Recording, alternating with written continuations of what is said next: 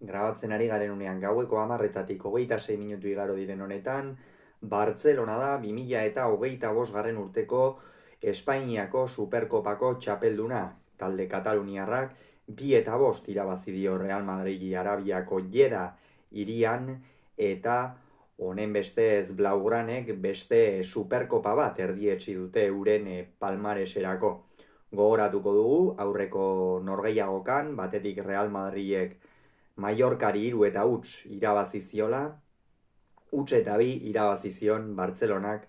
Atletiki. Honen bestez, beste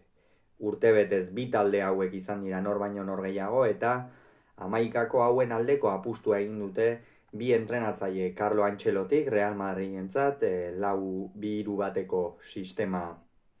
atera du. Kurtua izan da atepean, lauko lerroa atzealdean Lucas Vázquez eskuinaldetik, Mendi ezkerraldetik eta Txuameni eta Rudiger atzealdearen erdialdean, Euskarri bikoitza osatu dute Fede Valverdek eta Kamabingak, erdipuntan izan da Jude Bellingham, eta goian eskuinaldetik Rodrigo, ezkerraldetik Vinicius, eta goian Kylian Mbappé. Hansi Flickek ere 4-3-3ko sistemaren alde egin du, Chesney izan da atepean, lauko lerroa atzealdean Kunde eskuinegaletik, Balde ezkerregaletik, Inigo Martinez eta Kubarsi atzealdearen erdialdean, zelai erdian Marc Casado Euskarri moduan eta Pedri eta Gabi zelai erdian, eta goian eskuinaldetik Lamine Yamal, ezkerraldetik Rafinha eta puntan Robert Lewandowski. Beno, partida zirraragarria izango zela bagenekien, baina hasieratik, hasi dira jada golak, izan ere 5. minutuan korner baten ostean Bartzelonak ez du garaiz erreakzionatu, Real Madridek bere kontraerasoa oso azkar egin du eta hemen batez ere Viniciusen pasea goraipatu nahiko nuke, ez baita askotan erraza izaten Vinicius bezalako jokalari batentzat, eta hor egaletan eta erasoan oso azkarrak diren jokalarientzat pasea ikusi eta unean bertan ematea, baina Viniciusek erakutsi du hori ere egiten badakiela, eta Kylian Mbapperi pase oso ona eman dio, eta gero frantziarrak Balde saiatu da eusten, baina frantziarrak area zapaltzea lortu du, eta baita Chesneyren atea gainditzea ere 5. minutua zen, egia esan Bartzelonak aurretik ere bi aukera garbi xamar izan ditu, Thibaut Courtoisek oso ongi atera dituenak, baina Real Madrid badakigu kontraerasoan zen olako mina egiten duen, eta jada 5. minutuan partidako lehen gola erdietsi du Kylian Mbappek. Gerora baina Bartzelona ez ditu besoak jaitsi inondik inora ere, saiatu dira kuleak, jokoaren ekimena kuleena izan da, baina egia da partida hasiera horretan asko kosta zaiola Bartzelonari, batez ere jokalari garrantzitsuak edo desberdintasuna markatzen dituztenak aurkitzea, ez? Esate baterako Lamine Yamalek apenas izan du aukerarik, Gabi ere oso desagertuta ikusi dugu, Balde oso parte hartzaile ezkerra egal horretatik berriz ere badirudi hasierako edo behintzat Bartzelonan hasi zeneko errendimendu horretara edo itzultzen ari ote den Alejandro Balde, eta gaurkoan hori erakutsi du inongo zalantzari gabe. Beste jokalari oso garrantzitsu bat ere Robert Lewandowski izan da Bartzelonaren aldetik. Ikusi dugu ez dela bakarrik puntako jokalaria, areako jokalaria, killer esaten zaion hori, baizik eta Bartzelonaren jokoari oreka emateko ezinbesteko jokalaria da, ez? Naiz eta zelai erdian Bartzelona jokalari oso onak dituen, maila oso altukoak, Marc Casado, Pedri, Gabi bezala, Robert Lewandowski areatikan atera eta Bartzelonaren jokoari zentzua emateko ezinbesteko jokalaria da, eta 22. minutuan horixe gertatu da, sekulako pasea eman dio Lamine Yamali, Lamine Yamalek bi jokalari kanporatu ditu, bere aurretik arean sartu da eta goxo izar baten definizioa egin du, esan oso zaila da Lamine Yamalek gaurkoan sartu duen bezalako gol bat sartzea, benetan gol ikeragarria izan da, mugimenduetatik hasita, erabat Real Madrileko atzealdea jokozkanpo harrapatu du, erabat, inondik inora ez diote jarraitu ere egin barnekaldera egin duen mugimendu hori, eta gero gainera bikain gurutzatu du eta berdinketa ezarri du markagailuan. Merezi zuen Bartzelonak,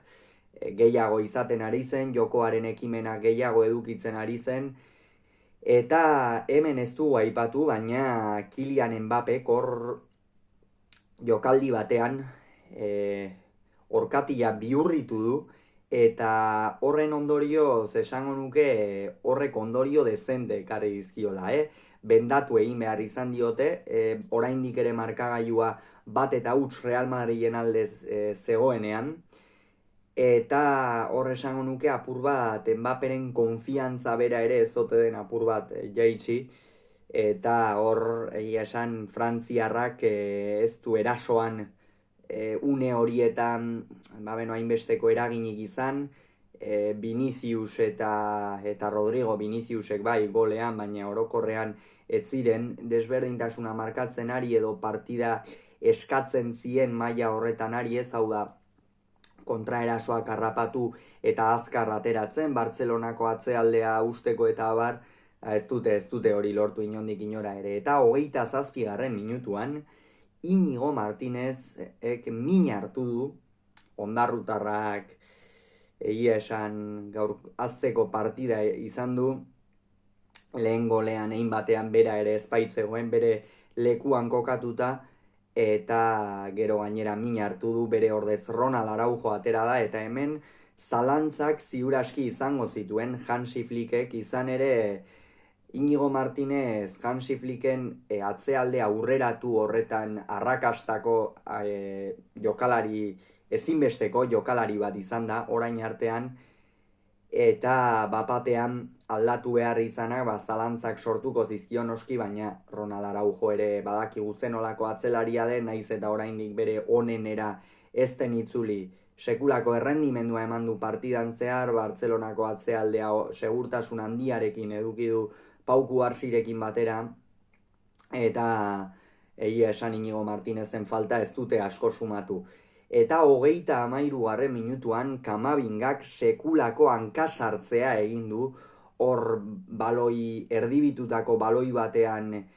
Gabi atzetik espero gabe sartu zaio, baina nik uste Gabiren atza somatu behartzuela hor Eduardo Kamabingak, kontua kontu, belaunean sekulako zartakoa eman dio, epaileak hasieran ez du ikusi, baina gero barretik handeitu diote, Jesus etorria di, Gil Manzano izan da epailea, hori ere ez dugu esan, eta epaileak Gil Manzanok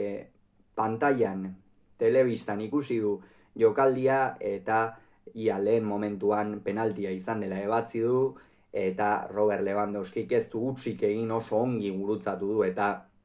Bartzelonarentzat egia esan merezitako gola erdietsi du.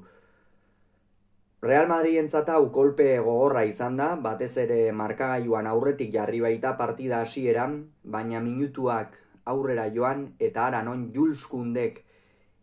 urrunetik ez, oso urrunetik, ia bere zelaitik, sekulako erdirak eta sartu dio Rafinhari, eta Real Madrileko atzealdeak egin duen akatsa, barka ezin horietakoa izan da. Rafinhak oso ongi irakurri du Jules Koundek egin behar zuena, arean bere lekuan zegoen, eta brasildarrak buruz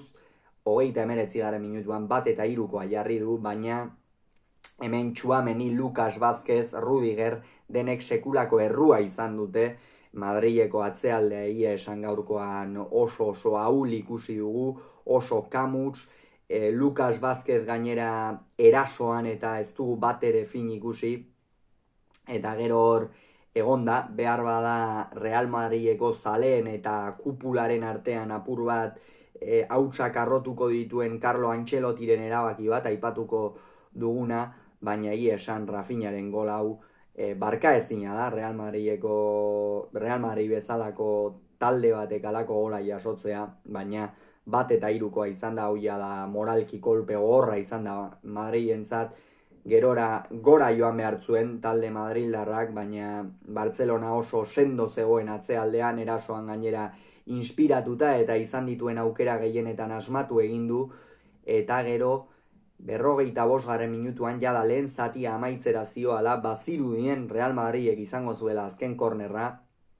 baina ez dute lortu korner hori mantentzea, hor baloiaren jabetza mantentzea, eta Rafinhak kontraerasoa oso ongi hartu du, Baldek bikan jarraitu dio, Rafinha ongi geratu da, Balderi pasea sekulako zuloa zegoen Real Madrideko jokalari guztiak Bartzelonaren arean zeuden, eta Alejandro Baldek oso ongi gurutzatu du eta 1-laukoa ipini du. 1-3koa kolpe gogorra izan bada, 1-laukoa zer esanik ez, eta atsedenaldiaren ostean Antxelotik aldaketa egin du, Kamavinga kendu du eta Zeballos sartu. Kamavingaren partida, ezin da esan ona izan dela inondik inora ere, zelai erdian egia da, Valverderekin batera sakrifizio handiak egin dituztela, batez ere Rafinha eta Lamine Yamalen kontraerasoak eta erasoak geratzerako garaian, egia esan birikek esfortzu handia egin dute, bai Valverderen birikek eta bai Eduardo Kamavingaren birikek, baina da penaltiaren errua handiei izan da eta Zeballos atera du, eta Zeballosek ez dio, beste norabide bat eman, Real Madrid ez du lortu hori egitea, baina bai, egia da azken partidetan ongi ari dela. 47. minutuan Rodrigok sekulako zartakoa eman dio Zutoinera, hor egonda, 1-4 zegoen markagailua, baina hori sartu izan balu Real Madrid behar bada partidan sartuko zen, edo Bartzelonari beste zalantza batzuk sortuko zizkion, baina 48. minutuan Casadok Rafinhari eman dio baloia, Marc Casadoren partida ere ikeragarria izan da, sekulako arribitxia dauka hor Bartzelonak zelai erdian egia esan, euskarri moduan Rafinhari eman dio pasea, eta Rafinha karea barruan ez du barkatu bere kontu partikularrean bigarren gola egiteko. Hau da kolpe gogorra, ez oso bajua izan da, gero Lucas Vázquez kendu du Asensio ateratzeko, hementxe geratu behar dugu, izan ere Lucas Vázquez edo Tchouaméni, nor aldatuko ote zuen Tchouameniren atzealdeko maila ez da bat ere ona izaten ari, erdiko atzelari moduan kokatu du hor Antxelotik, eta egia esan konfiantza ematen ari zaio, baina Lucas Vázquez kentzea erabaki du, eta ara non, Tchouaméni gainera eskuine galetean kokatu duen, hori ere ez nuen inondik inora espero. Lucas Vázquezen partida oso traketsa izan da, erasoan ia ez dio ezer eman, gehitu egin behar zukeen, Bartzelona bezalako talde baten aurka gainera erasoan denarekin joan beharra daukazu, atzealdean sendoak baitira, baina gainera erasoan kamuts eta atzealdean sekulako zuloak utzi ditu, eta nik uste hori dena Antxelotik ikusi duela, eta Asensio atera du, eta Asensiorekin jada ez du beste golik jaso, Real Madridek hori egia izan da. Gero 55. minutuan Txesnik Mbapperi falta nabarmena egin dio, azken jokalaria zen Mbappe eta barra begiratu ostean atezain poloniarra bota egin du, egia esan gaurkoan lan handirik ez du izan, golean ezer gutxi zuen egiteko Txesnik, eta kontua kontu partida ona egin du Txesnik, izan dituenak behintzat ongi hartu ditu eta abar, eta 59. minutuan aldaketa bikoitza egin du Real Madrid, Bartzelonak Gavi kendu du eta Lamine Yamal, Gaviren partida pixkanaka, ari da sartzen berriro ere Gavi Bartzelonaren dinamikan, gogoratuko dugu denbora luzez lotailu gurutzatu hautsita egontzela, eta horrek badakigu kirolari batentzat zenolako esfortzua eskatzen duen berriz ere uneko unera itzultzeko, baina gizon gerlaria da Gavi, eta badakigu bere honenera itzuliko dela noski. Eta bestea Lamine Yamal kendu du, zer esan Lamine Yamaletaz. Behar bada gaurkoan ez ditu, ez du beste partida batzuetan bezain besteko protagonismoa izan, baina baloia hartzen zuen bakoitzean, entzun besterik ez zegoen, Jedako estadioak nola egiten zuen, benetan, ez baitzen gutxiagorako sekulako partida egin du beste behin ere Lamine Yamalek, Bartzelonako iparrorratza bera da, kalitateari dagokionez eta jokalaririk onena bera da inongo zalantzari gabe, eta ligan ere esango nuke oso urrun ez dela ibiliko, egia da jokalari oso onak badaudela ligan, eta Iñaki Peña eta Dani Olmo atera dira, beno Iñaki Peñari jada lehen gola sartu diote, atera bezain pronto, Rodrigo horre apur bat eskuinera bota du, eta Iñaki Peñak ukitu du, baina gero barrura egin du, Zutoina jo ostean 2 eta 5 zen hori, Real Madrid jada ondoratuta zegoen, eta oso zaila zen, naiz eta 10ekin aritu partidari buelta ematea, eta beno gero hemen jada bizi egingo dugu, izan ere hortikan aurrera ez baita ezer gertatu, Tchouaméni